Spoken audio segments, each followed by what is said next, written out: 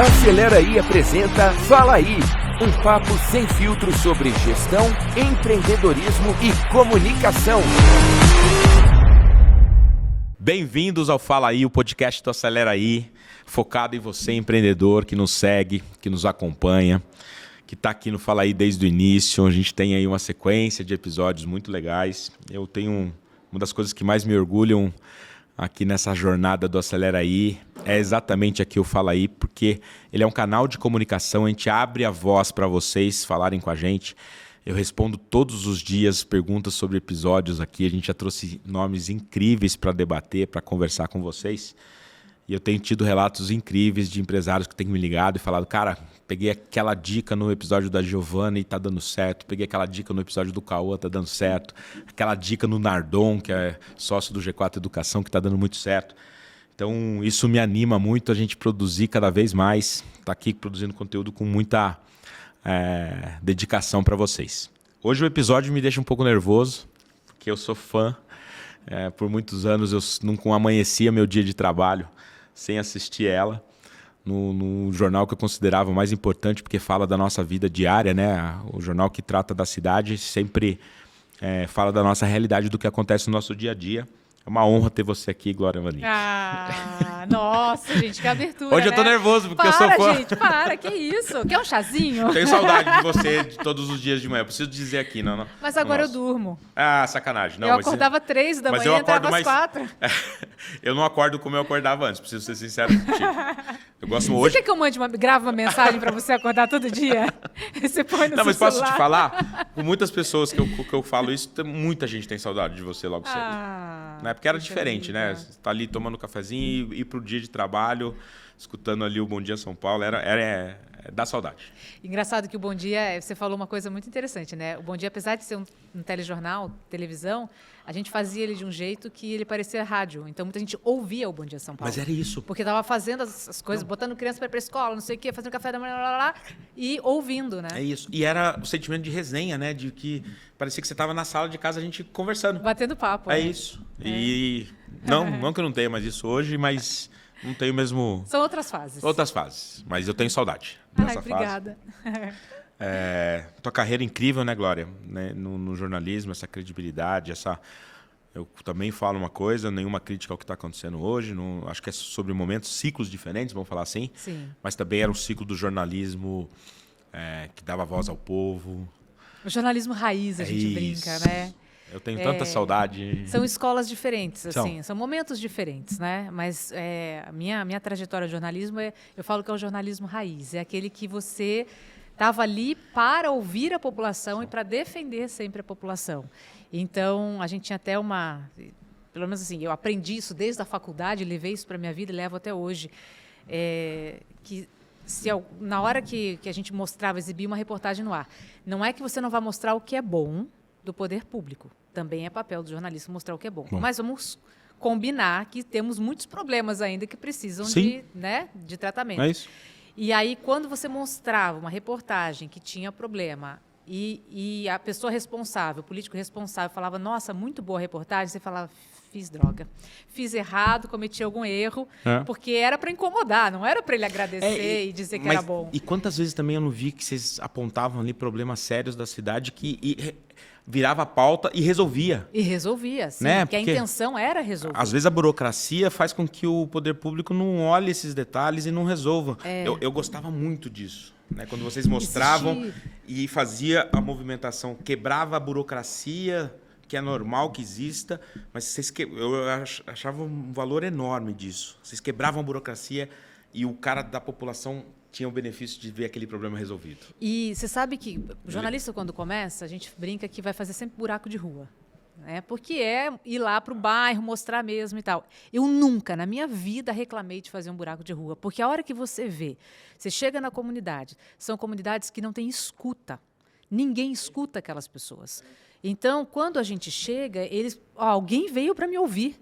Perfeito. Né? Então, de repente, você vai lá para mostrar uma questão de um buraco de rua e aí vem com a falta de professor na escola, com a falta de médico na UBS, eles trazem uma série de outras questões. E aí você não tem como mostrar tudo numa reportagem só.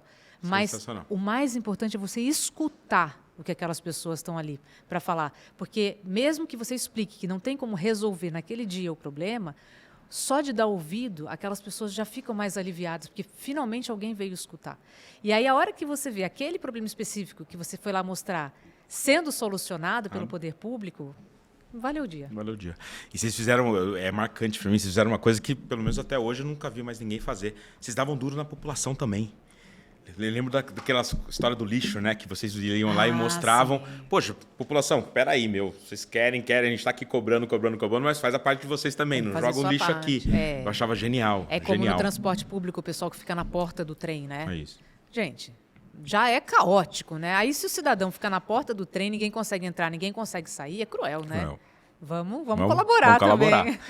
Me fala uma coisa, antes da gente entrar na nossa pauta aqui do Fala Aí. 2 coisas. Sente saudade dessa época como profissional? E como que tá essa transição de carreira que eu tô achando incrível? Alan, eu acho que para mim foi algo que se encerrou. Encerrou, que bom. O jornalismo diário, né? Aquele telejornalismo. Foram 30 anos. É isso que eu ia te perguntar, 30 anos? Né? Foram 30 anos. Eu comecei com 18 anos. Eu entrei na faculdade. Desses 30 anos, quanto repórter e quanto âncora? Ai, foi um mix tão grande. Porque, olha, ele ia e voltava, né? Ia e voltava. No interior, principalmente, eu trabalhei em muitas empresas no interior, né? Você faz de tudo um pouco. O interior não tem a estrutura que tem na capital. Para você ter o âncora e o repórter. Muitas vezes o repórter também é âncora, entendeu? Então, foi um mix muito grande. Mas eu comecei, no meu primeiro ano de faculdade, eu fiz um curso de radialismo, eu sou radialista também, pelo Senac, um curso técnico, que já me colocou no mercado. Então, eu comecei em rádio. E dali eu nunca parei. Nossa, é muito tempo. Então, estou nessa jornada e chegou uma hora, acho que foi uma somatória de muitos fatores, mas para mim chegou um momento que eu falei, acho que eu já entreguei no jornalismo diário o que eu poderia entregar. Né? Então, hoje, assim, eu tenho entretenimento, podcast, programa, existem outras oportunidades, outras opções, mas no telejornalismo diário, gosto muito, agradeço muito a tudo que eu pude fazer, toda essa trajetória, mas hoje eu acho que é um outro momento. O outro desafio, né? E qual é a outra pergunta? Não, você tem um momento agora de transição. Como é que você está vivendo essa transição? Eu estou absurdamente feliz. Teu brilho no olhar mostra isso. Nossa, mas eu estou mesmo. Que bom. Eu fiz uma transição com 45 anos. Né? É uma idade em que muita gente passa por isso. Os seus questionamentos e tal... para onde eu vou, o que eu quero. Então, e foi uma decisão muito sólida, não foi nada de uma hora para outra, um repente, sabe, assim, uma decisão repentina. Então, foi algo que eu consolidei. E aí, hoje em dia eu falo em palestra dos 4 Qs. Eu acho que nesse momento ali eu criei esses 4 Qs, que hoje eu levo muito nas palestras, que é o que não está bom, o que eu posso fazer para melhorar, o que eu quero e o que eu posso fazer para chegar lá. Perfeito. Essas 4 perguntas me permearam muito.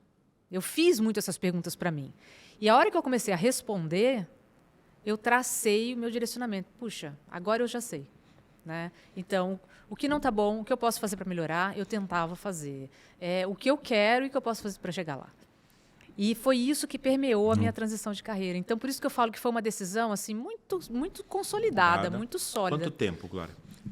Quando você começou, entre você começar a trabalhar isso na tua cabeça e efetivar?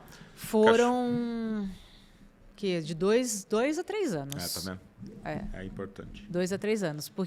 Eu iniciei a minha transição em plena pandemia. Então, quando eu pedi demissão, foi em plena pandemia. Aí eu fui para a CNN, que era outra emissora, mas quando eu fui para a CNN, eu paralelo, comecei a montar a minha empresa. E você já foi para a CNN num formato também diferente, Diferente, né? Já era um início da transição, né? Isso, já era. Então, a gente construiu eles juntos, esse caminho. E hoje eu tenho uma liberdade de expressão, eu tenho minha liberdade geográfica, eu tenho minha liberdade de tempo. Então, tem vezes que eu trabalho muito, mas tem vezes que eu consigo também você escolhe, né, essa pressão, né? Exatamente, é diferente. Exatamente. Nossa, eu estou muito feliz. E eu não sou uma pessoa de fazer o mesmo trabalho todos os dias, né? Eu gosto dessa coisa de cada dia estar num lugar, cada dia fazer uma coisa diferente. É muito do repórter isso, né? Sim.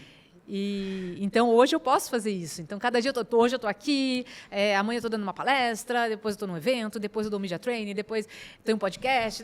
Então, isso para mim é muito gostoso, isso me dá energia, sabe? Não, sensacional. E aí, me conta uma coisa. Essa coisa do palco agora das palestras, eu acho que você já fazia um pouco antes, mas na época da Globo restringia, né? Não podia fazer. Não podia, isso. Não, era eu, proibido. pelo menos, eu também tenho 30 anos de carreira publicitária. Estou aqui com o Salerei, que é uma startup que me renovou, né? Me fez. Quando você tem que voltar para a sala de aula, você se autorrenova. Cara, eu voltei muito para a sala de aula. Eu voltei também. Muito. Só que uma coisa que é um bichinho hoje que me empolga demais, eu também tenho feito algumas, eu não tenho agenda, infelizmente, gostaria de fazer mais, mas tanto da aula, é muito boa, né? Você muito trocar, bom. é um negócio surreal. É muito bom. E o que eu sempre gostei foi de lidar com pessoas. É isso. Então, eu saí do jornalismo diário, a reportagem, a gente traz muito isso também, mas eu continuo lidando com pessoas. Né? Só que com um conteúdo que, para mim, é um conteúdo positivo. Um dos meus questionamentos e uma das conclusões que eu tirei naquele momento ali de transição foi: eu quero falar de coisa boa. Eu estou cansada de falar de coisas ruins. Eu quero falar de coisa boa. Então, hoje, o conteúdo que eu levo nas palestras, é um conteúdo positivo. Eu quero falar de conteúdos positivos para as pessoas. Sensacional. E isso me faz muito bem. No dia que o Silvio morreu, eu tinha tido uma sexta-feira bem ruim. E para quem gosta de televisão, não tem como ficar triste naquele dia, né? Foi. Tem jeito. 30 anos de comunicação, já fiz grandes coisas. Fez parte da nossa vida, né? Da nossa geração, principalmente. Um dos poucos que o Silvio aceitou fazer merchandising na história da carreira dele. Ele fez para mim na Casa Bahia, na Casa dos Artistas. Então, tinha uma relação ali mais próxima. Minha esposa trabalhou diretamente com ele. Foi verdade. Então, a gente tinha ali uma história. Estava num dia péssimo. Aí, no final do dia, eu recebi uma mensagem na minha DM. Um aluno agradecendo que tinha mudado a história do negócio dele e ter aplicado algumas coisas que eu tinha ensinado. Cara, aquilo mudou meu dia. É isso. E era uma sexta que não tinha sido tão boa no trabalho, um sábado péssimo pelo acontecimento. Vem aquela energia. Então, é muito bom. É isso. Entendo que você deve estar... Isso faz total diferença na vida da gente, né? Uma pessoa impactada, para mim... Não, e é efeito viral, né? Hoje. Então, entendo perfeitamente o que você está vivendo. Sorte a nossa. Sorte a minha de ter oportunidade também. E aí, só para... Como nosso público aqui é um empresário que está pelo Brasil inteiro, hoje a Salerai está presente. Esse mês a gente bateu todos os recordes, mais de 2.500 cidades experimentando campanhas da gente, empresários usando a nossa ferramenta para evoluir, para crescer. Se ele quiser uma palestra sua, como é que ele faz? Ele pode entrar nas minhas redes sociais, LinkedIn, tem contato, no meu Instagram tem contato, e eu tenho uma assessora que é a Kátia. Boa. Só que eu não sei o telefone da Kátia decora. Ela está aqui me olhando atrás da câmera. A gente vai deixar lá no texto no crédito. No crédito. Tá. Porque eu acho assim, empresário, uma coisa que é fundamental, a primeira dica que eu dou desse nosso papo aqui, você gerar conhecimento para o seu time é a maneira mais rápida de você crescer. E hoje, Alan, eu falo sobre posicionamento. Né? Então, a importância das pessoas se posicionarem no trabalho. E falo muito sobre feedback. Eu treino muita liderança, então eu chamo de liderança humanizada. Esse é o meu foco principal. Para que as lideranças também saibam escutar os colaboradores e saibam dar feedback de uma forma positiva. E eu tenho uma palestra que traz os 5 pilares que são os que eu mais gosto, né? Que é a escuta ativa, você escutar o outro com todos os seus sentidos, o ser generalista, a importância de você ter uma visão geral da empresa para resolver o que é específico. O profissional do futuro tem que ser. Tem que ser. Repertório, a importância de você ampliar o seu repertório o tempo todo, porque quanto maior o seu repertório, mais fácil você conversar com pessoas das mais diversas, nos mais diversos ambientes. Isso é uma coisa que o repórter precisa o tempo todo. A comunicação positiva, que é o gerar conexão. Uma coisa é escutativa, outra coisa é a comunicação positiva. Como é que você gera conexão com outro ser humano? Porque muitas vezes você joga a informação, mas não gera conexão. Como é que você faz para gerar conexão? E o meu principal, que foi o que deu início a tudo, que é a simplicidade. É a gente parar de problematizar os problemas. Perfeito. E olhar para a solução em vez de olhar para o problema. Então, esse é o conteúdo principal que eu levo. Faço media training, né? Treino os porta-vozes do pessoal para falar em público também, para lidar em situação de crise.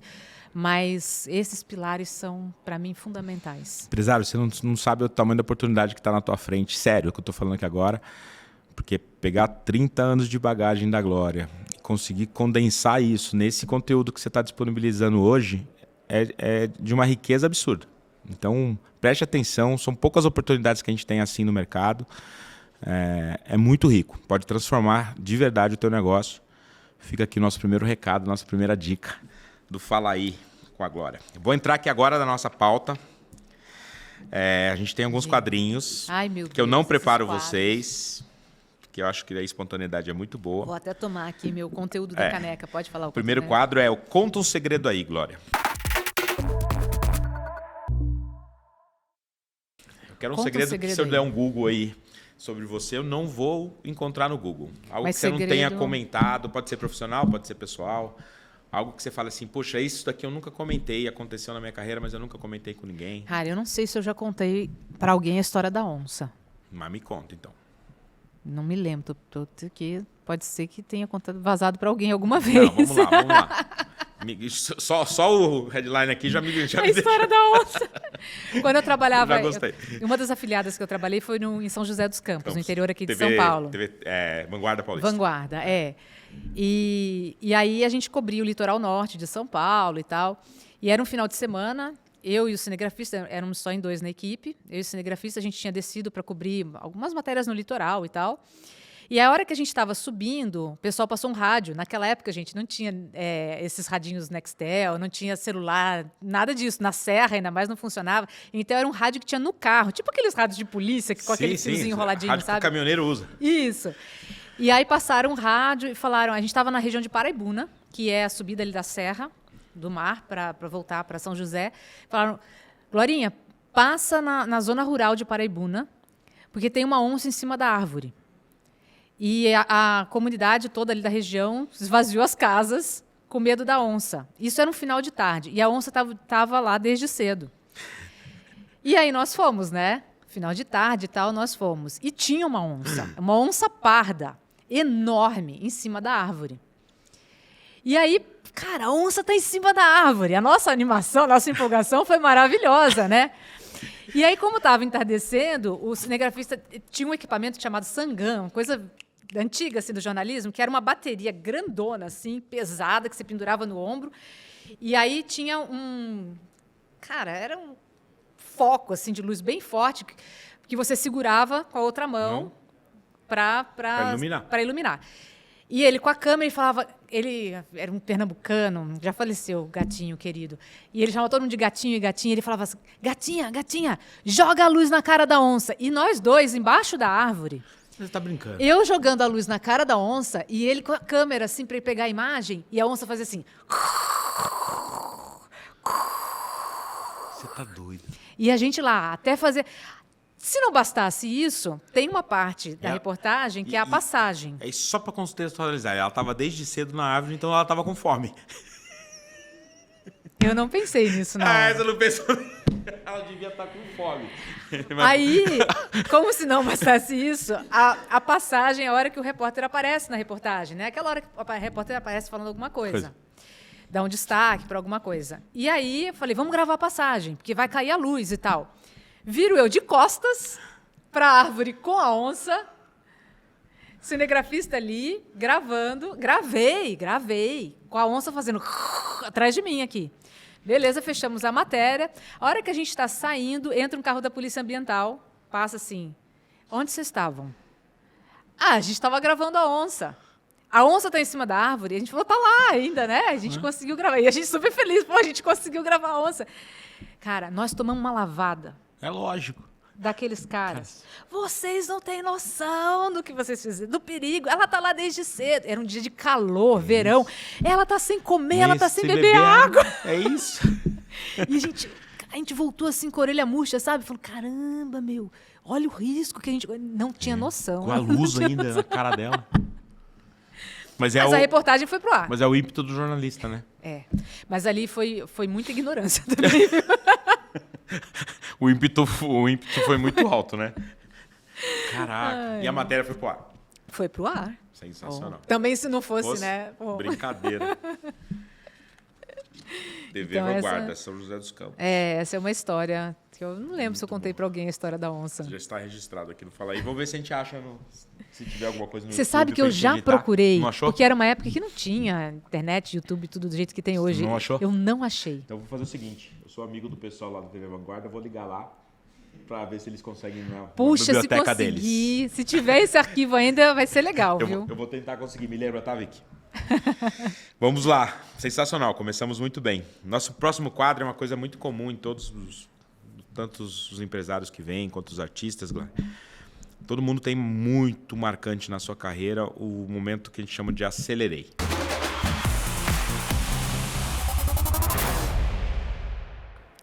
Aquele dia que você tem certeza, daquele dia em diante, minha carreira, minha vida profissional mudou.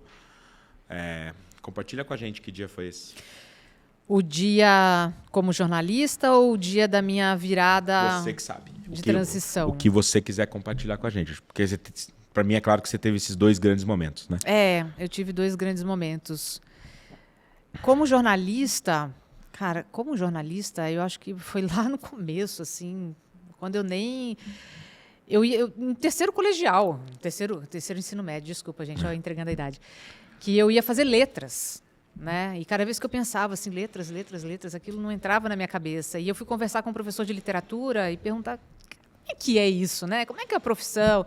E ele foi perguntando comigo, mas o que você gosta e tal, não sei o quê. Esse cara virou para mim e falou assim, mas sua profissão não é letras, sua profissão é jornalismo. Eu falei, jornalismo? Nem sabia que existia o curso de jornalismo. Aí tinha o Guia do Estudante, que era um livrão, né? Que a gente buscava as profissões e tal. A hora que eu comecei a ler aquilo, era eu. Era você. Estava me descrevendo ali. E aí que eu fui... Então, a minha escolha para o jornalismo já foi ali. Foi nesse momento? Não tinha teve... o quê? 16 anos? Eu tinha 17 anos, Faltavam alguns meses para eu prestar vestibular. Então, ali eu já descobri. Né? Então, não teve alguma coisa depois que falou, não, isso daí. Aí, ao longo da faculdade, eu descobri a TV. Então, houve uma situação que eu trabalhava em rádio, e meu primeiro emprego foi em rádio. E aí, quando eu descobri a TV na faculdade, eu falava, é isso que eu quero. E aí tinha um cara da rádio que trabalhava numa emissora local narrando futebol da 3ª divisão, assim, sabe? E aí eu ficava, me leva lá para conhecer o pessoal era uma produtora que cuidava, me leva lá para conhecer o pessoal, E eu acho que eu infernizei tanto aquele cara que chegou um dia que ele falou, tá bom, o número é esse, o nome do cara é esse, vai lá, liga para ele, tipo, sai do meu pé. E aí eu liguei para os caras, marquei com eles e tal, fui lá conhecer a produtora, e eles começaram, você sabe editar? Sei. Você sabe? Sei. Tipo, eu sabia tudo. Não sabia nada. A faculdade não tinha nem computador na época, era máquina de escrever. Aí eles resolveram me contratar. Eles foram piores que eu, eles foram mais loucos que eu. Me contrataram. A hora que eu entrei numa ilha de edição e eles tinham o equipamento mais moderno para a época, que eu olhei aquilo e falei, lascou. Não sei por onde começar. E aí eu fui lá no editor e tal, babá, e ali eu aprendi muito. Então, aquele ali foi o meu primeiro contato com TV e decidi que TV era realmente o que eu queria na minha carreira. Porque era uma comunicação rápida. Né? Então, com imagem e som, você passa a informação muito rápido. Agora, com a internet, a coisa multiplicou. Mas, naquela época, era a forma mais rápida. Né? Porque o rádio ele é muito gostoso. Só que o rádio, você não tem imagem, né? Sim. Então, a imagem e o som, para mim, aquilo ali fizeram toda a diferença. Enfim, toda a carreira de jornalismo. E aí eu tive a transição, que eu estava ali em plena pandemia. Ali, Alan, eu acho que foi um conjunto de situações. A pandemia em si, porque o jornalismo acabou muito infectado, mas de uma forma ideológica, e eu acho que passou a ser só notícias ruins, né? Aquilo ali começou a me fazer mal. Nós estávamos depois, logo na sequência, num momento de polarização política também. E aquilo, para mim, também, né, me incomodava, porque meu histórico não era trabalhando com política, era trabalhando com o povo, então era uma outra questão.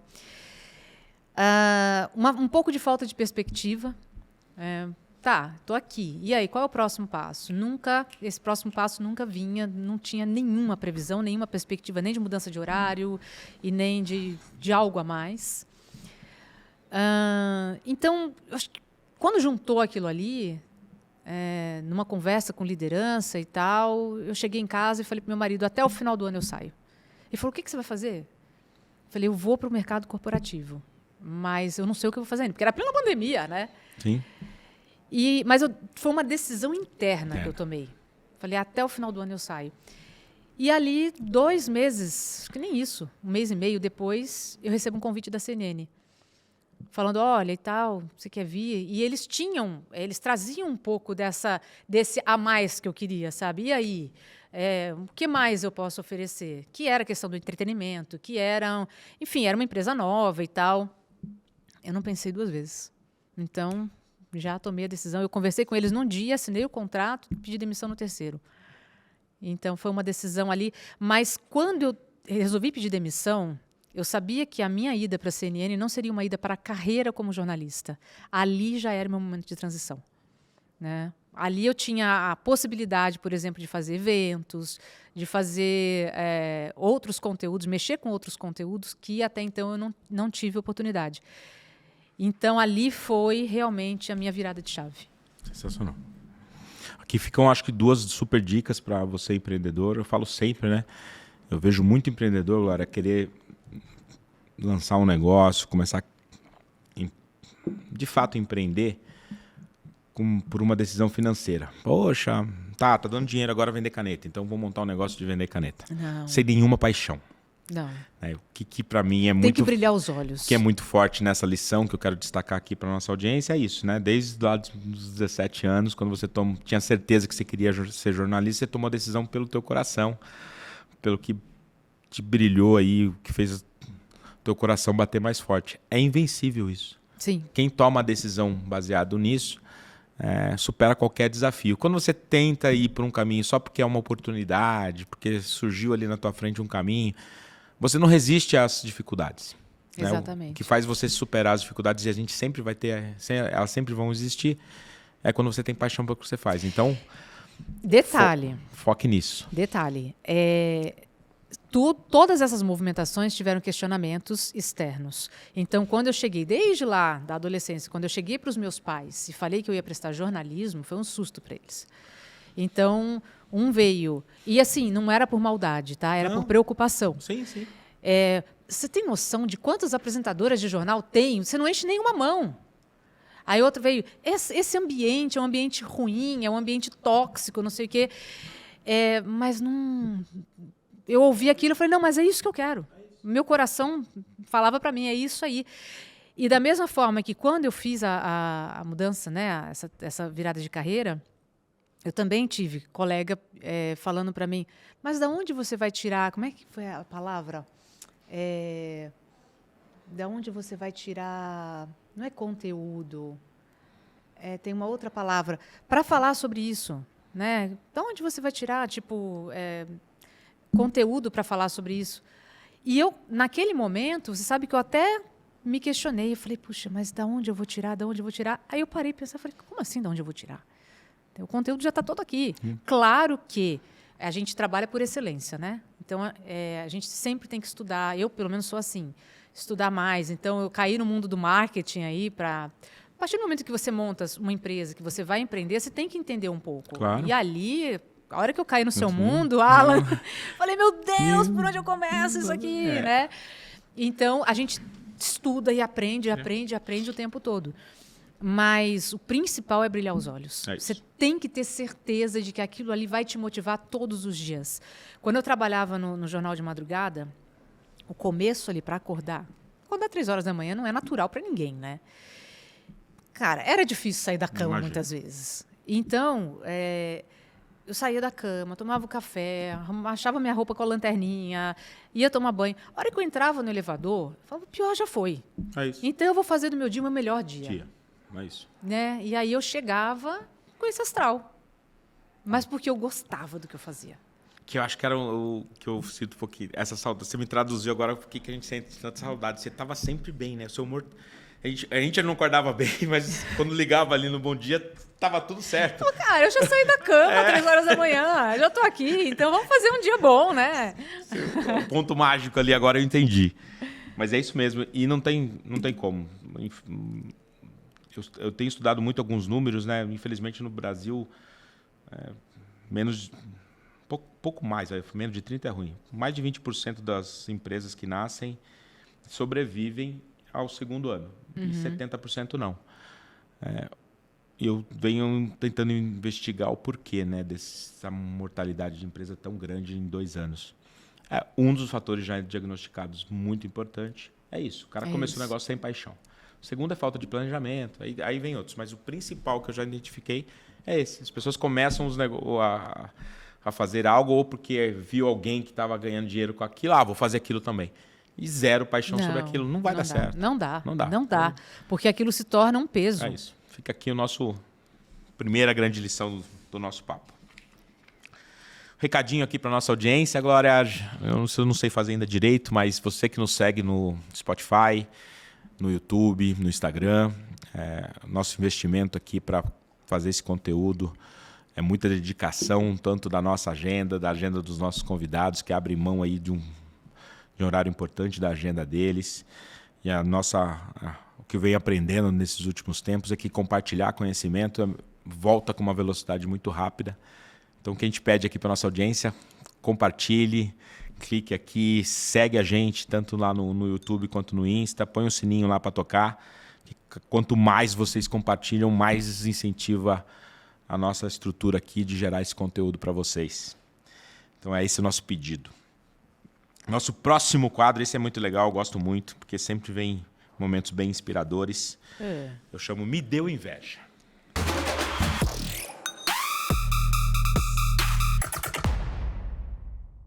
Me deu inveja. Então, inveja boa, claro. Algo que você viu na tua carreira profissional que você falou, caraca, eu queria muito ter feito isso. Eu queria muito ter feito isso. Alguma cobertura jornalística que você não participou, mas você gostaria de ter feito? Cara, eu queria muito ter sido correspondente. Boa. Internacional. Eu fiz coberturas internacionais. Mas você não foi correspondente. Uma coisa é você morar fora durante um período, né, sendo correspondente. Isso é uma coisa que eu gostaria de ter feito. Algum lugar específico? Londres. Não, peraí. Ser correspondente e poder escolher o lugar, aí já é demais, né? Eu gostava muito. Gosto muito dela ainda, que eu tenho assistido menos. É Patrícia Malan, é isso? Que era Cecília. Cecília Malan. Isso. Que é filha, né, do Pedro Malan? É. Eu gostava muito da cobertura dela lá de Londres. Lá de Londres, Era muito bom. Aí eu amo aquela cidade. Ela continua cobrindo lá para Londres? Eu não assisti mais. Eu não sei como Cecília é que tá. Malan, isso mesmo. Que legal. Isso é uma coisa que eu gostaria de ter feito. Tá aí. Eu lembro também que são marcantes, né? Esses que você estava me falando, estou lembrando aqui. Depois do Covid eu tenho um problema com o nome de lembrança, mas que cobriu o Japão, que hoje está na CNN. O Márcio Gomes. Márcio Gomes. Márcio é amigo meu. Dele lá do Japão. Olha como é marcante, né? Quando Isso. E eu já viajei muito, né? Mas morar é outra experiência. Né? Não, e trabalhar lá. Trabalhar no jornalismo. De lá. Porque às vezes que eu fiz cobertura fora e tal, já é uma experiência diferente. Mas essa experiência do morar, cobrindo eventos, enfim, situações... Está surgindo aqui o insight de um projeto. Vamos juntar aqui marcas interessadas, vamos fazer a Glória viajar o mundo, fazendo um projeto especial. Cara, você não me vem com essa, porque esse projeto meu é antigo. Já tem isso? Olha... Então, vamos começar a conectar os empresários aqui, porque o brilho que ela falou aqui no olhar, com certeza vai ser um projeto incrível. Vocês não têm ideia. Bora viajar o mundo aí, contando história. Vocês não têm ideia desse projeto como ele é antigo. É mesmo? Eu tinha um projeto inteiro pronto. Então, em breve vamos falar disso. Vamos falar disso. Vai ser muito bom. Ótimo. Nosso próximo quadro aqui, Glória, a gente chama de uma boa do backstage, mas que serve para você também. A gente sempre pede para, com certeza, deve ter acontecido coisas muito engraçadas aí no pré-produção, atrás das câmeras. Atrás das câmeras, já aconteceu imagino. Tanta coisa. Me conta alguma aí. Desde lâmpada que estourou e voou caco para tudo que foi lá. E caco quente, né? Porque as lâmpadas eram quentes. Né? Não era... Putz, teve uma vez que eu derrubei eu e um apresentador. Foi lá em São José também. Bem. Eu e um colega apresentador, a gente dividia a bancada e aí tinha uma mesinha assim que ficava escondida entre nós dois, com água, um copinho de água gelada, assim, sabe? E aí eu falando com essa minha mão aqui, esbarrei e derrubei a água gelada lá no ponto X do cara, na hora que ele estava falando. Meu Deus. E aí, assim, ele deu aquela... né? E continuou. Ao vivo. Ao vivo. Essas coisas só tem que ser ao vivo, né? Meu Deus. E tem uma... Cara, essa daí eu nunca me esqueci. Tinha uma época que o Fantástico fez uma bonequinha virtual, né? E aí eu estava numa cobertura para o Bom Dia São Paulo. Na periferia de São Paulo tinham incendiado um ônibus. E a gente foi à noite, né? Porque o jornal começava às 6 da manhã, então a gente se deslocava 4, 5 da manhã até o local. E era um bairro, assim, de periferia, mas tinha ninguém na rua. Ninguém. Só a gente lá e o ônibus incendiado para falar sobre o que tinha acontecido. Aquela escuridão ainda e tal. E aí, de repente, do nada, a gente pronto para entrar, me baixa um temporal. Mas assim, blá, tchua, caiu assim, sabe? Não dava tempo de pegar capa de chuva, de vestir capa de chuva, porque eu ia entrar no ar. Aí os meninos vieram correndo. D'água, né? A famosa tromba d'água. Aí os meninos vieram correndo com guarda-chuva. E nisso, naquela situação, no meio do nada, com nenhum ser humano passando na rua, me aparecem 2 senhoras. À noite. E aí elas param do lado da gente ali, e eu pronta para entrar no ar. E aí uma outra fala assim, uma fala para outra assim, ela não é aquela bonequinha do Fantástico? Aí a outra fala assim, vai ver que é por isso que não pode tomar chuva. Elas acharam que eu era um robô. Nossa Senhora. E que não podia molhar. E eu para entrar no ar. Como é que você entra no ar?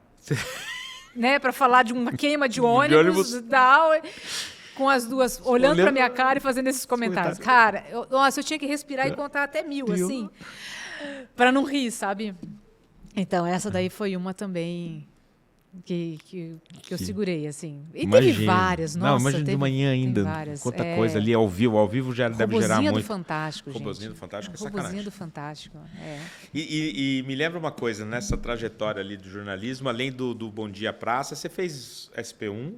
Fiz SP1, fiz SP2, fiz Bom Dia Brasil... É verdade. Isso em estúdio, né? Fora as reportagens. As reportagens foram para todos, né? JN, Jornal da Globo, todos. Entre âncora e repórter, como que era o teu coração aí? Como é que... Eu sempre gostei muito do estúdio. Eu sempre gostei muito. Mas a reportagem é o contato que você tem. É o diferente, né? Que você falou. Cada dia é diferente do outro. E assim, é o contato que você tem com as pessoas. Enriquece a gente, traz o que eu falo de repertório, né? Amplia o repertório, porque você está ali com as pessoas. Então, a hora que você volta de uma reportagem, você já volta cheio de outras ideias. Então, eu também gostava muito. Mas o estúdio, para mim, eu sempre gostei, sabe? Era uma coisa que eu me sentia à vontade. Nunca foi uma coisa que eu tinha medo, assim, travava no estúdio. Não, sempre foi uma coisa muito, para mim, à vontade. Então, não sei se tenho mais ou menos, gosta mais, gosta menos. Eu acho que ali tem um peso meio que... Complementares, complementar, né? Eu vou sair um pouquinho aqui da pauta. Me conta um pouquinho de como que é para você esse universo. No meu ponto de vista, para mim também é novo, tá? Eu tinha o meu perfil fechado, eu não tinha essa coisa.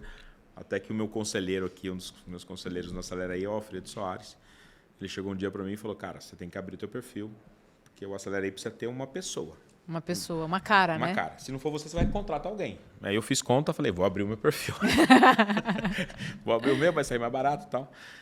E aí, sendo muito sincero contigo, é um compromisso, né? Uma pressão, você se expõe, essa coisa do digital. Uma vez você viveu o antes disso, né? Imagino quanto que deve ser difícil até hoje para você ir num restaurante, né? Porque você estava ali todo dia na televisão.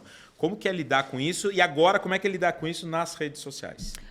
Então, eu sempre coloquei isso no pacote, né? Eu falava, eu tô todos os dias na casa das pessoas. Tem como, a hora que a pessoa vem falar comigo na rua, eu tratá-la mal? É isso. Não faz sentido isso. Né? O meu trabalho é esse. Meu trabalho é lidar com o público. Então, eu não vou reclamar de uma pessoa que a hora que eu estou almoçando pede para tirar uma foto. Né? Então, isso foi uma coisa para mim que eu tinha bem clara na minha cabeça. Inclusive, meu marido também. Então, assim, a gente nunca teve esse tipo de problema. Sim. Independentemente da situação. Já houve várias situações. E hoje eu ouço muito assim, minha mãe adorava assistir, meu avó, era mó barato que vê a molecada, né? E eu assistia você quando era criança, isso é muito legal, né? Mas eu nunca tive problema. Com isso, assim, nunca tive problema. Nas redes sociais, já muda um pouco. Porque as redes sociais, você tem um filtro do que você quer ou não quer mostrar. Você não precisa mostrar. Tem gente que opta por mostrar. Mas você não tem a obrigação de mostrar toda a sua vida. Então, eu tenho algumas questões que eu prefiro preservar. Uma delas é o meu filho. Porque o meu filho é criança e cada um tem a sua forma de pensar. E eu não discuto com quem coloca as crianças, porque cada um tem a sua história, né? Mas, no meu caso, eu prefiro preservar, porque eu penso, imagina as coisas que eu coloco dele na internet, quando ele tiver adolescente, como é que ele vai sentir aquilo? Como é que ele vai enxergar aquilo? Porque os amigos vão dizer, eu vi você assim, eu vi você assado, né? Então, isso é uma coisa que eu preservo. Eventualmente, eu coloco uma foto, tal, mas é algo que eu tenho um pouco de freio. E o conteúdo é um conteúdo que eu acredito que seja interessante para o público que me segue. Eu tenho um público ali, graças a Deus, que é um público que me segue desde a TV e que gosta de mim porque gosta, né? Então é muito orgânico. Não foi aquela coisa programada. Meu Instagram não é uma coisa, até hoje não é uma coisa programada, deveria até ser mais assim organizadinho, sabe? Mas é uma coisa muito orgânica. Então, o conteúdo que eu coloco, claro que agora mudou, eu estou em outro trabalho, então antes as pessoas me viam com conteúdo de TV, agora elas me veem com outros conteúdos. Isso às vezes causa um estranhamento, e o que é normal, o que é natural. Mas, ao mesmo tempo, eu também coloco o meu conteúdo de vida, né? O lifestyle, enfim. E o público que se conecta, né, comigo tem que colocar. Pôr, senão... É isso. Você ficar ali só no ambiente 100% profissional, a audiência não conecta contigo. Mas as redes sociais, eu faço um pouco eu tenho um pouco desse filtro, sabe? Eu também faço isso. E como é que é lidar para você? Porque esse modelo da TV antigo, a gente passava informação, distribuía informação, qualificava essa informação para o público. Rede social hoje tem troca. Tem troca. Tem os haters. Tem. Como é que é lidar com isso para você? Eu tenho muito pouco. Muito pouco. Graças a Deus, né? Mas você sabe que isso é ruim? É ruim. Eu aprendi isso outro dia. Puxa vida, gente. Cadê os haters? Não, mas sabe por que é ruim? Olha que loucura. A forma... E eu acho que as grandes plataformas deveriam rever isso. Isso é um pouco da culpa dessa polarização extremada que a gente vive. Porque os algoritmos é um negócio surreal. O cara que gosta de você, que é seu fã, ele te segue, ele vai acompanhar, ele gosta de te acompanhar, ele vai curtir, às vezes ele vai comentar. Sim. O teu hater é o que faz a porra do algoritmo da plataforma funcionar. É mesmo? Porque é ele que fica ali... É na base do ódio. Mas para pensar, todos os grandes números têm grandes haters. É verdade. Porque o hater faz o quê? Ele fica com aquela coisa, ele comenta 50 vezes, ele entra em discussão com quem curte você. E ele vai fazendo aquela mecânica ali rodar. E eu vi um grande estudo sobre isso, tá? Recentemente. Mas será que isso não tem a ver com o conteúdo que você publica? Não, porque o conteúdo... Quando você tem um perfil super focado pro teu fã, é ótimo. Você está conduzindo ali dentro do teu posicionamento, dentro da tua estratégia. Mas o algoritmo não te privilegia por isso. Deveria. Entendi. O algoritmo deveria olhar para a gente e falar assim, olha que legal, você tem X seguidores e uma parte considerável deles engaja muito bem com o teu conteúdo, mas não necessariamente ele precisa ficar comentando muitas vezes, porque ele está curtindo o teu conteúdo. O algoritmo da plataforma fala assim, não, tá legal, então cresce aí devagarzinho você. Aí pega o cara que tem o hater, que polemiza toda hora na plataforma, e fala assim, olha esse conteúdo, tá gerando polêmica. Que loucura, né? Tá gerando discussão, tá gerando briga. Aí o algoritmo, te explode. Que loucura. Isso eu acho que é uma questão... Mas a gente tem que pensar que... Do meu ponto de vista, eu acho que o algoritmo é programado por seres humanos, né? Então. Então, assim, o ser humano às vezes precisa ser estudado. E nada no digital é criado. Ele Exatamente. recriou, né? Não é à toa que um programa lá jornalístico mais pesado, um Cidade Alerta da vida, dava audiência. Sim, sim. Que explorava exatamente isso que a gente está falando. Né? As coisas mais agudas ali. Mas eu fico pensando, caramba, e eu conheço alguns grandes influenciadores que tem na pauta deles o que vai gerar hater. Cara, que loucura, você trabalhar para brigar com o teu hater. Né? Eu tô te perguntando isso porque... Eu ainda não cheguei nesse ponto. Não, acho que não deve, tá? Não tô defendendo isso não, tá, Glória? Eu tô só constatando aqui contigo. E no teu caso, que como você tem todo esse background de jornalismo, como que você entende isso? Né? Isso é um fato, tá? Isso é técnico. Já houve várias situações. Houve uma diferença muito grande de quando eu saí da TV para esse momento agora. Quando eu estava na TV, e assim, a gente tem que falar muito sobre reputação, né? Quando você tem uma empresa, e isso vale para o pessoal que está assistindo a gente, reputação é fundamental da sua empresa. O que é reputação? É o que os outros falam sobre você quando você não está na sala. Exatamente. Né? Isso é reputação. Então, se você tem uma boa reputação, a sua empresa está com uma visão legal. Só que, dependendo do seu comportamento, você tem que lembrar que o tempo todo você representa a sua empresa. Independentemente de estar ou não estar no trabalho naquele momento, dependendo do seu cargo, da sua função, você representa a sua empresa. Então, se está lá o seu avatarzinho com o logo, sorrindo com o logo da empresa, e você começa a colocar um monte de bizarrice no seu perfil, o pessoal vai ligar você, a empresa, aquele conteúdo que você está colocando. Você começa a curtir um monte de coisa que não tem a ver com os valores da sua empresa, isso começa a bater, né? Então, isso acontece com todo mundo, né? E já houve momentos em que as pessoas entram lá e questionam, e falam, e tudo mais. Mas a minha forma de lidar é o oposto. Eu não bato de frente. Eu falo, olha, eu entendo o seu ponto de vista, mas eu argumento, né? Mas sempre de uma forma, eu tento sempre de uma forma cordial. E muitas mesmo vezes, no final da conversa, aquilo que começaria como uma discussão, acaba virando uma conversa e no final está tudo bem, né? Mas você tem que entender o ponto de vista, é a empatia, né? Perfeito. Você tem que entender o ponto de vista, você tem que entender por que será que essa pessoa está enxergando dessa forma. Se ela não for um robô, né? Por que será que ela está enxergando dessa forma? E, diante daquela forma da pessoa enxergar, você mostrar o outro lado, mas sem chocar. A hora que você choca é a hora que o negócio explode. Então, isso é uma forma que eu uso para lidar. Mas a questão da reputação é fundamental. Então, quando eu trabalhava em empresa, eu não podia falar muitas coisas, porque eu tinha um nome de uma empresa a zelar junto comigo. Claro. Hoje eu tenho muito mais liberdade, né, para divulgar conteúdos que, para mim, são interessantes, que eu acho interessantes, e a minha empresa hoje sou eu. Então, quem fala por mim hoje sou eu. E esse cuidado é para sua marca hoje. É para minha marca. Perfeito. É para minha marca. Porque, enquanto eu trabalhava em TV, quem falava por mim eram os fofoqueiros de plantão, né? Você coloca lá, tinha um monte de reportagem de fofoca, falando um monte de coisa. E eu não podia ter um canal oficial falando exatamente. E hoje eu posso. Hoje sou eu que falo pela marca. Sensacional. Muito bom. A gente vai entrar na nossa reta final. Eu queria fazer essa pergunta para você, vai ser diferente. Vou te pedir um desafio aqui, né? A gente tem a honra hoje de ter você nessa tua nova fase no mundo do entretenimento, no mundo corporativo, participando aqui do nosso elenco do Acelera Aí. É uma honra mesmo para a gente poder ter isso. Mas eu queria que você fizesse sentasse numa cadeira diferente agora para falar do Acelera Aí. Eu queria a visão da jornalista Glória Vanik.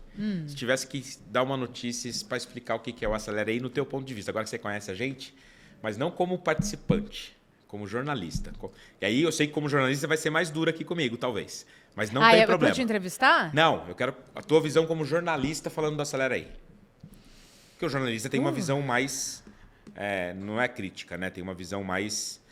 menos emocional, vai. Uma coisa é você fazer parte do nosso elenco como uma estrela, uma das principais estrelas do nosso elenco, mas eu queria a visão jornalista, Glória Vanik, do Acelera Aí, como uma ferramenta tecnológica, 100% brasileira, do aspectos que a gente sempre conversa da plataforma. Eu queria ver essa visão diferente, que eu nunca tive, na verdade. O que é o Acelera aí? Mas não é para noticiar, é para falar com você. Isso. Ah, tá. Eu tô pensando, eu falo, nossa, eu vou ter que dar uma notícia aqui. Já estou me preparando na bancada. Se quiser fazer, pode fazer, fica à vontade. Mas não como participante do elenco. Entendi. A tua visão profissional. Não, o Acelera aí, para mim, ela é uma plataforma muito importante. Principalmente porque dá oportunidade para que micro e pequenos empresários possam fazer uma publicidade com um degrau acima do que as possibilidades regionais que eles têm. Né? E isso não desmerecendo ninguém, tá? Pelo amor de Deus. Óbvio. Mas quantas vezes, né, a dona da empresa de cosméticos gostaria de ter aquela personagem da novela que está fazendo o maior sucesso, fazendo comercial da marca de cosméticos, só que a hora que você vai ver, imagina que fulana de tal vai querer, né, quanto que eu vou ter que gastar, não tem como. Então, é uma democratização, de certa forma, desse tipo de conteúdo. É uma forma das pessoas falarem, puxa, eu gostaria de ter fulano de tal fazendo propaganda, mostrando a minha... Não é fazendo propaganda necessariamente, mas assim, mostrando a minha marca, mostrando como é legal. Gerando autoridade. Gerando autoridade. Reputação para o meu negócio. Exatamente. Está aqui numa fase super importante também de maturidade, de crescimento. O Acelera aí, ele dá essa oportunidade. Então, para mim, é uma plataforma que tem toda a questão tecnológica e tudo mais, mas o principal foco que eu enxergo é esse. Perfeito. Como eu trabalhei muito no interior, né? Você sabe e eu comecei fazendo publicidade no interior. Olha só. Então, quando eu trabalhei na produtora, que eu falei, eles me colocaram para fazer narração de comercial, né? Então, aí tinha vezes que entrava uma sequência, assim, tipo, na Globo local, entravam 5 comerciais com a minha voz. Um de varejo, de supermercado, o outro uma loja de joias, o outro de motel, o outro... Então, e eu mudava a voz para cada um. Então, um falava, você não pode perder a liquidação, não sei o que, lá, lá, lá, lá. Aí tinha um outro que falava, joias não sei das quantas, venha comprar, venha presentear o seu amor. Então, e aí entrava uma sequência, sabe? Vinha mudando de voz. Por quê? Porque é falta de opção, muitas vezes. Sim. Né? E da mesma forma que eu fiz. Tinha uma rede de supermercados lá em Bauru, porque eu fiz faculdade na Unesp de Bauru e comecei a trabalhar lá. E muito legal, eram 2 irmãos. Um tinha um supermercado, não sei se ainda existem. Gente, se existirem esses supermercados ainda em Bauru, um beijo para esses donos. Era o supermercado Panelão e o supermercado Barracão. Né? E aí eles falaram, não, a gente quer fazer propaganda e tal, mas quer alguém mostrando os produtos na loja em promoção. E aí... Existe? Existe. Aí, ai, que legal que existe o supermercado.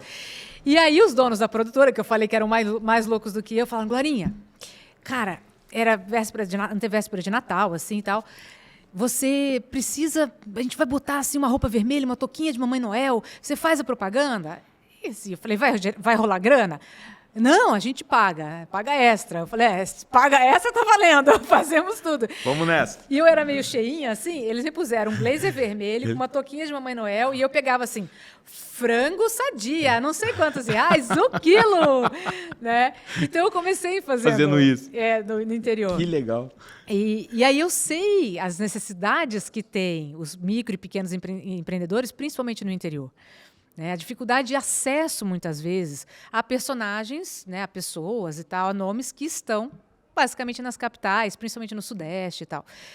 Então, eu acredito que o Acelera aí, ele é essa plataforma que possibilita que o micro, pequeno e o médio empreendedores tenham acesso a esses nomes e que podem dar autoridade, que podem trazer um outro olhar para aquela marca. Sensacional. Então... Não bati. O quê? Não bati. Você falou que eu ia bater pesado, não sei o quê. Não, você foi incrível. Não, e o testemunho pessoal dessa tua experiência no interior do país, que é o nosso foco, né? Sim. Mais de 2.500 cidades tem campanha da Acelera aí hoje. Então... E o interior é maravilhoso. Nossa, o Brasil profundo, eu né? amo Que eu falo. O Brasil são 5.700 cidades. E que, às vezes, a gente fica preso aqui na bolha de São Paulo e Rio e não consegue entender... E cada região, pegando aqui, só o estado de São Paulo, cada região... Tem o seu... tem a sua característica específica e a gente entender aquilo ali é fundamental. Vou te dar um número para reforçar o que você está falando, né? Estudo nosso aqui, desses 5 anos que a gente completou agora.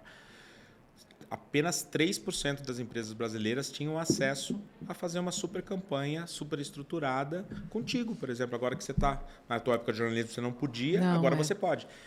Mas por quê? Porque não é só a questão do artista, a questão de vocês. A cadeia toda de custo de produção inviabiliza o orçamento de 97% das empresas. Imagina.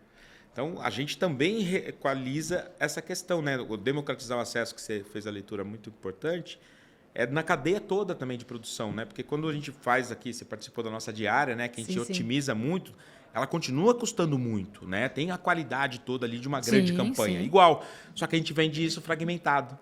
Então, dividindo o custo em milhares de empresas, torna viável para todo mundo. Então, essa é a nossa revolução. Muito de novo, bom. É uma honra ter você aqui com a gente. Esse é o momento agora. Agora eu tô com medo. Agora você está com medo. Que é o momento esse quadro é fixo. Eu queria ter tirado desse quadro com a sua participação. Chama Fala Aí Invertido. Fala Aí! O que é o Fala Aí Invertido? Você pode me fazer uma pergunta ou 2 perguntas. Pergunta para você? É o contrário. Eu vou falar de marketing. Por isso que eu falei. Vamos lá. Mas olha a honra, Glória Vanik me fazendo uma pergunta aqui, me entrevistando. Porque hoje é assim, a gente tem as empresas, né? A gente sabe o quão é fundamental o marketing para as empresas. Isso. Mas, muitas vezes, nós temos nomes que são marcas que precisam de venda também. Sim. Qual é a diferença e como vender nomes Perfeito. que são marcas em vez de só a empresa? Vamos lá. A gente está vivendo exatamente esse momento agora, né? Eu costumo dividir esses últimos 30 anos em 3 ciclos. Eu não, né? O mercado divide a gente chama de Web 1, 2 e 3. A Web 1 era da busca. Então, as pessoas simplesmente buscavam a informação na internet. Era a época que as marcas precisavam ser muito fortes. Elas precisavam ter um posicionamento muito claro, mas não existia diálogo, né? Então, a marca ia lá, criava o seu posicionamento, empurrava esse posicionamento para o consumidor através de muita mídia, muita frequência. As marcas que tinham mais dinheiro, que falavam mais alto, eram as mais lembradas pelos consumidores e não tinha muita construção de marca pessoal nesse momento. Perfeito. Né? Então, foi a fase 1. Aí essa fase durou ali da década de 90 até 2005, mais ou menos. Em 2005 começou o fenômeno da Web 2, que é a web que esse ciclo está se encerrando agora, que é a web das redes sociais. Certo. Onde, neste ciclo, as marcas passaram a ter o desafio de não apenas ser um monólogo, né? Elas contam o que elas querem, elas passaram a ter a obrigação de conversar com seus consumidores, trocar. E teve muita marca que não soube fazer isso e caiu. Muitas Entendi. marcas.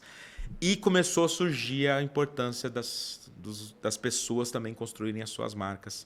Não só internamente, que já era um hábito de alguns profissionais, mas para fora. Como é que eu construo a minha reputação para fora? E o maior desafio de todos que a gente vive nesses últimos 6, 7 anos, como é que a minha marca pessoal se comporta com a empresa? Perfeito. Tem muitas empresas hoje que estão 100% ancoradas na marca pessoal do seu fundador, do seu CEO, com a marca da empresa. É um super desafio, né? Poucas pessoas estão fazendo isso bem. Quem faz muito bem está voando, né? E agora a gente entra no ciclo mais difícil de todos, que é a Web 3, que é a fase da hiperfragmentação, né? Onde todo mundo passou a ter muita voz. Sim. Todo mundo tem muita força. A tecnologia exponencia esse fator com a inteligência artificial, com a capacidade de produção, tudo, onde não consigo mais ver separado construção de marca pessoal com de empresa, é uma coisa só, com alguns casos já acontecendo onde a marca pessoal é mais forte que a marca da empresa. Perfeito. E já tem acontecido isso com bastante frequência, não só aqui no mundo. A gente tem o exemplo dos Estados Unidos, que é surreal, as Kardashian, a família das Kardashian, que elas construíram marcas pessoais muito mais fortes e agora, depois da marca pessoal estar muito forte, está acoplando em negócios. Na história do marketing nunca tinha acontecido isso. E aqui no Brasil começou a acontecer também. Então, é muito estimulante. É um jogo de xadrez assim, Cara, é uma loucura absurdo.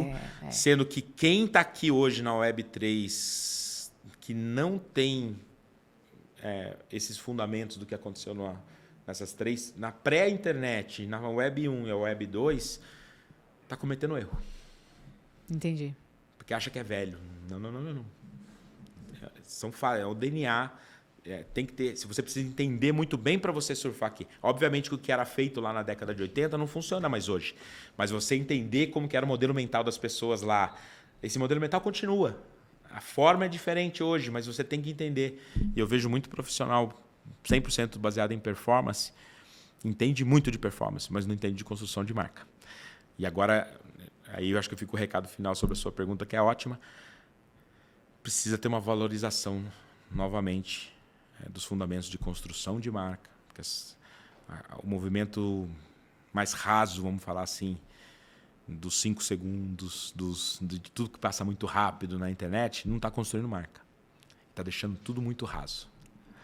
E Concordo quem totalmente. está acordando para isso vai se diferenciar nessa fase que a gente entra agora. Aí, Então... aula, hein? Vocês viram? Aula. É que a pergunta foi muito boa. Mas o entrevistado é muito bom, olha só. Obrigado. É que você também jogou fácil para mim, né? No território que eu tô estudando bastante. Nossa reta final, tô até triste. O nosso relógio já até desligou, a gente já estourou o nosso tempo. Chama Indica aí, Glória.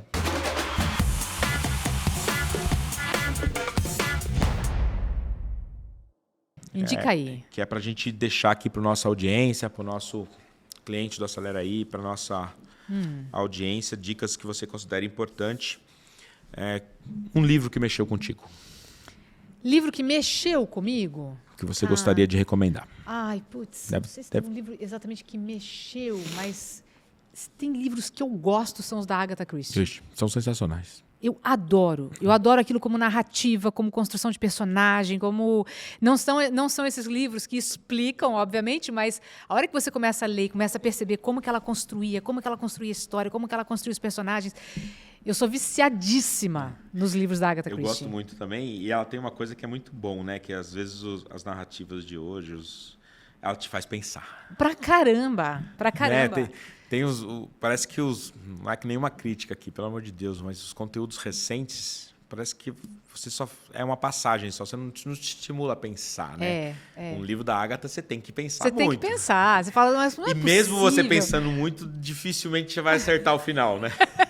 Ela sempre vem com uma virada. Ela tem ali, ó, aquela virada no final, né? Aquela viradinha que te arrebenta. Eu Excelente adoro. dica. A gente nunca tinha tido a dica da Agatha aqui.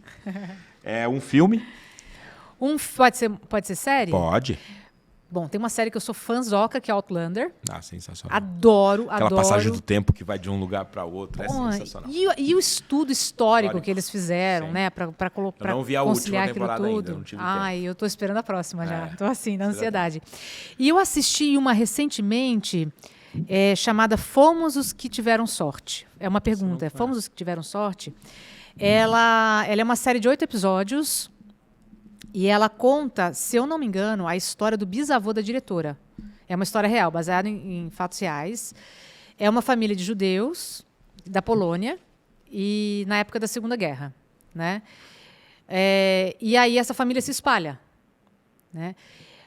Claro que quando se fala em Segunda Guerra não tem como não se falar de Holocausto e, enfim, de toda a tragédia e toda a violência, enfim, não dá nem para descrever o que foi aquilo.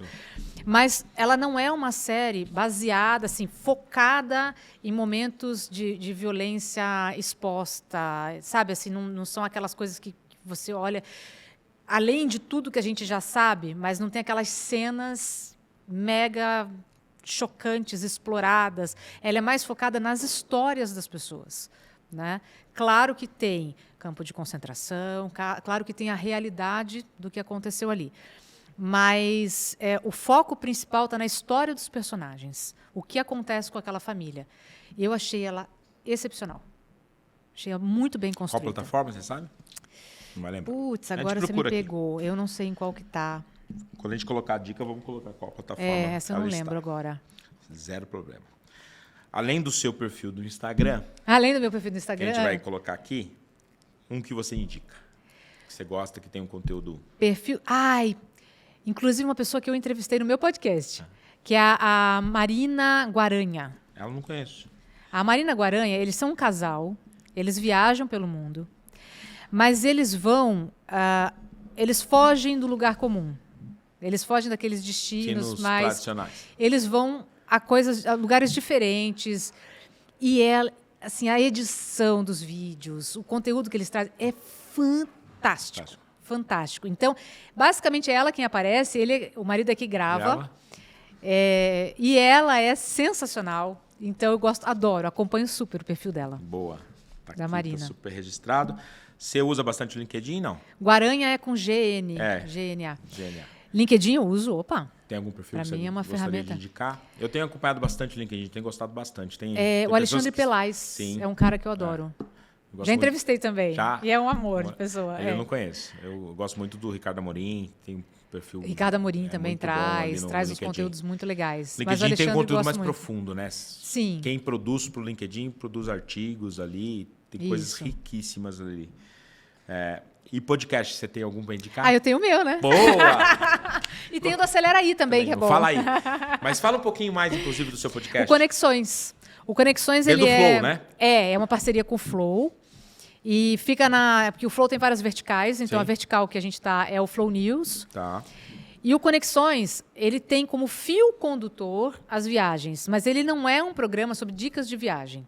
Ele é um programa sobre histórias de vida em viagens. Sensacional. Então eu levo pessoas das mais variadas, né, para contarem as suas histórias de vida permeadas pelas viagens. Né? Então, levei desde correspondente de guerra, até piloto de rally, até cantores famosos que fazem turnês pelo Brasil ou pelo mundo. Enfim, tem viajantes também. Tem, tipo, a Marina foi lá, né? Então, trazendo esse conteúdo de viagem. Entrevistei agora recentemente também para a gente falar sobre mobilidade. Uma pessoa que é quadriamputada e que utiliza prótese. Que utiliza prótese, né, nos 4 membros, tem toda a história. Então, enfim, temos assim personagens e pessoas, né? Personagens não, pessoas das mais variadas trazendo as suas histórias de vida. E a gente tem desde crises de riso até pessoas emocionadas, chorando, eu inclusive, né? Tem cantora lírica que performou com o André Rieu durante boa parte da carreira, então viajou o mundo cantando naqueles grandes espetáculos do André Rieu. Enfim, temos pessoas das mais variadas. Se um dia você quiser fazer uma coisa muito diferente, eu já viajei o Brasil para inaugurar mais de 1000 lojas de varejo. Aí, tá vendo? Todos os estados brasileiros, que você não possa imaginar, de situações completamente diferentes. Bizarras. Eu acho que poucos profissionais tiveram essa chance, né? Porque eu fui em Casas Bahia há muito tempo, fui Marabras aqui, depois fui Máquina de Vendas, né? Que a gente tinha, eram 5 marcas espalhadas pelo Brasil inteiro. Nossa. Aí outro dia eu tô começando a escrever meu livro, registrando ele, para não esquecer, né? Depois do Covid, fiquei com medo de esquecer algumas coisas. Então, eu tenho feito áudio, tenho escrito algumas coisas para quando me aposentar, ter o livro. Aí eu comecei a contabilizar mais de 1000 lojas, Glória. Nossa. Brasil inteiro. É hora que você para pensar em números, né? Você fala, caramba, não é possível. É isso. Eu fiquei pensando, falei, gente... isso mesmo. Que outro dia eu estava numa reunião com um cliente e falou, puta, já inaugurei 30 lojas. Aí eu fiquei com aquele número na cabeça e falei, tá bom, meu amigo. Já fiz mais de 1000. Vamos mudar de assunto? Fiz mais de 1000. Sensacional. Sem palavras para te agradecer. Só tem um problema, o nosso tempo acabou.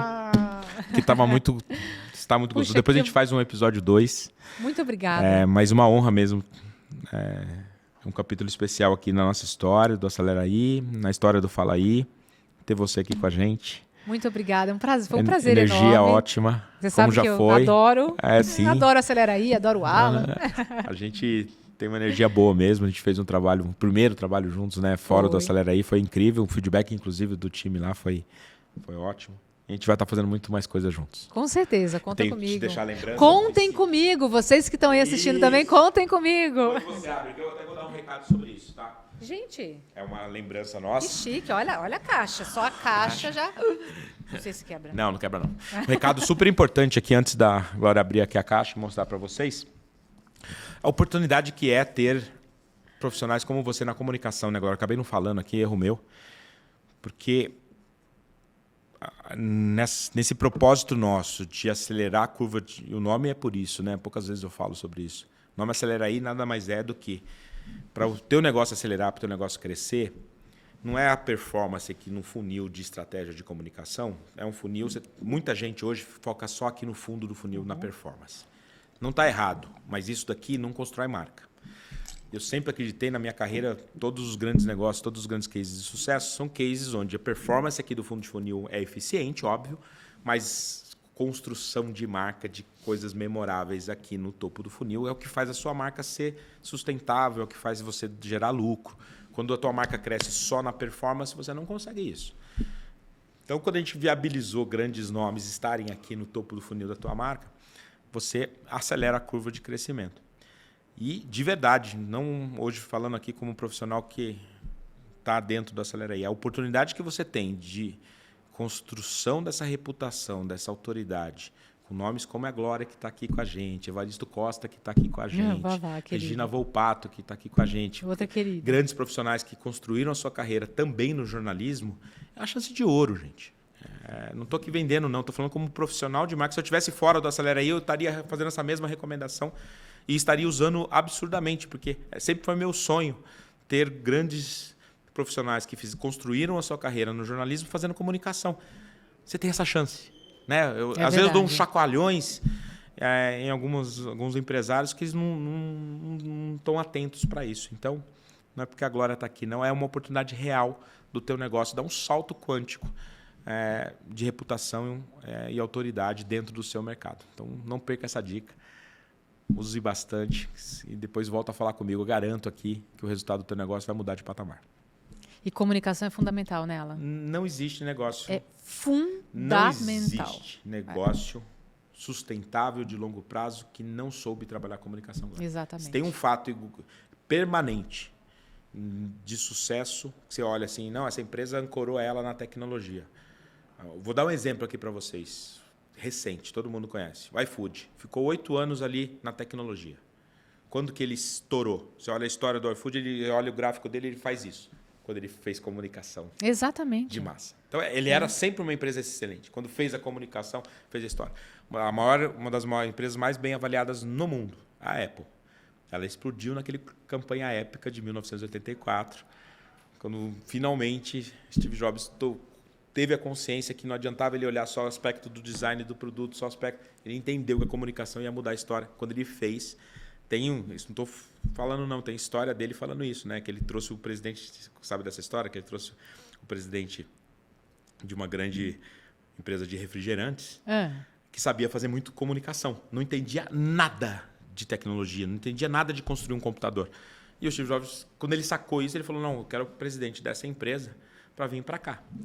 Aí o sócio dele pergunta para ele, mas você acha que ele vai sair lá? Acho que, se não me engano, ele era da Pepsi, que tinha feito um grande case de comunicação. Mas por que ele vai sair da Pepsi para vir para a Apple? Não, aí o problema é meu explicar para ele que ninguém vai lembrar de alguém que transforma água com açúcar em produto, mas vão lembrar dele porque ele ajudou a construir a marca da Apple. Mas o que estava por trás disso?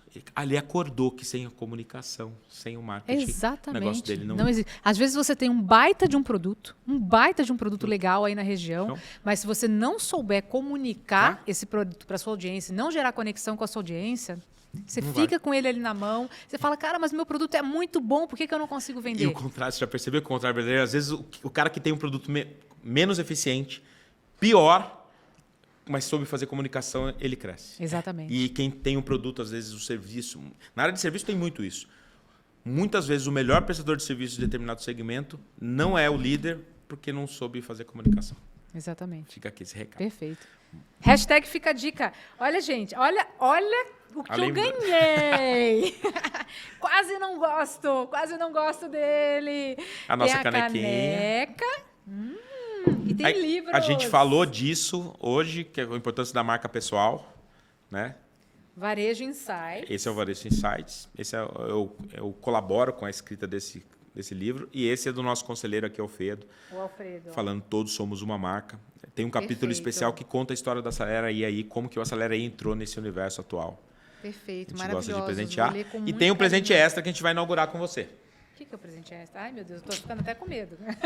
Eu vou inaugurar, eu vou pedir que para é? você depois, você vai receber um kit adicional a ele. Gente, eu amei. Não sei se você usa, mas em algum momento você vai usar. Abre. Essas caixas, nossa. Ah, que lindo! Do Acelera aí. Do Acelera aí! E sabe pra Gente, quê? olha isso! Ele é feito à mão, em couro. Você vai receber um kit para você customizar ele para nós. Você tá brincando? No seu estilo. Umas canetas especiais que vão no couro. E aí depois eu quero que você poste pra gente qual que foi... É o tênis exclusivo da Glória. Eu amei. Não, ele é bem gostoso, você vai gostar. Eu amei, gente. Mas o mais amei, importante é amei. depois dividir com a audiência como você customizou ele, tá? Tá bom, eu vou mandar pra vocês. Boa. Gente, eu tô pensando aqui porque eu sou tão péssima em artes manuais. Não, mas é isso que a gente quer. É isso que a gente quer. Mas é exatamente Eu isso que a sou gente péssima em artes manuais, meu Deus Mas do você céu. concorda vai ficar único? Ah, com certeza. É isso. E um par não vai ser... Um pé não vai ser igual ao outro. Impossível. Muito bom. Glória, obrigado, viu? Obrigada, Muito carinho. muito obrigada, viu? Obrigada pelo episódio convite. aqui. Obrigada à equipe que recebeu também. Vocês são incríveis. Equipe- Muito obrigada mesmo. Em nome de todo o time do Acelera aí, muito obrigado. Eu que agradeço. Valeu!